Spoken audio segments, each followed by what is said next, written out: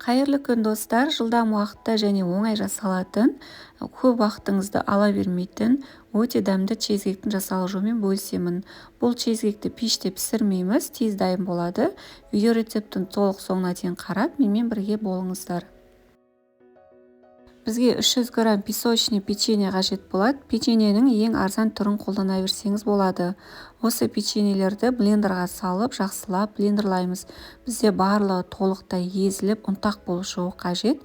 Егер сізде бұндай блендер болмай жатса, оқтаумен езіп алсаңыз болады. Дайын ұнтағымызды ыдысқа салып, оның үстіне 150 грамм ертілген сары май құямыз. Сары майды жақсылап, осы ертілген ұнтатылған печеньемен жақсылап араластырамыз. Бізде осындай масса шығады.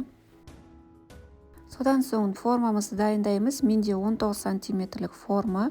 Осы формамызға дайын массамызды салып, ары қарай видеода көрсетілгенде жасаймыз.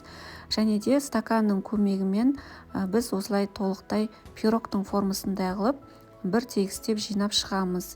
Және де дайын болған массамызды 15 минут тоңазытқышқа қойып қоямыз. Әрі қарай желатинді дайындаймыз. Бір ас қасық желатиннің үстіне 50 грамм су құйып, жақсылап араластырып, бір шетке алып қоямыз. Бөлек ыдысымызды алып, оған 300 грамм творог, яғни сүзбеміз саламыз, және де 300 грамм творожный сыр саламыз. Барлық салған заттарымызды осы шанышқының көмегімен жақсылап езіп араластырамыз.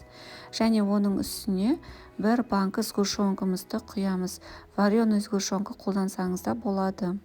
Және оның үстіне дайын желатинімізді ертіп құямыз.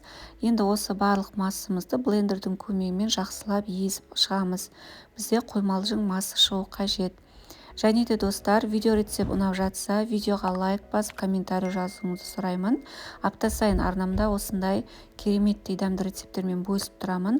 Қазақша контентті қолдап, міндетті түрде каналға тіркеліп, лайк басып, комментарий жазуды ұмытпаңыздар. Мінекей бізде осындай бір келкі қоймалжың масса дайын болады.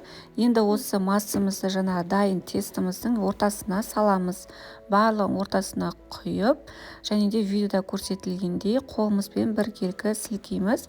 Бізде барлығы толықтай жайылуы қажет. Және де тоңазытқышқа 2-3 сағатқа қойып қоямыз, немесе бір түнге қойсаңыздар да болады. 2 сағат өткеннен кейін тоңазытқыштан чизкекті алдым, толықтай дайын болды. Енді сыртқы бөлігіндегі формасын осылай шешіп аламыз. Дайын чизкегіміздің бетін әсемдейміз. Өзіңіздің ұнаған жеміс-жидектермен әсемдесеңіз болады. Мен осы құлпынаймен әсемдедім. Немесе ешқандай әсемдемей, өзін жей берсеңіз де болады. Мінекей достар, осымен чизкек дайын, өте дәмді болып шығады, және де жылдам уақытта жасалады, әрі оңай жасалады.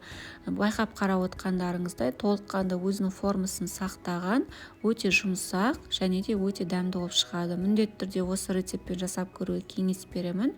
Және де видео рецепт ұнаса, лайк басып, комментарий жазуыңызды сұраймын.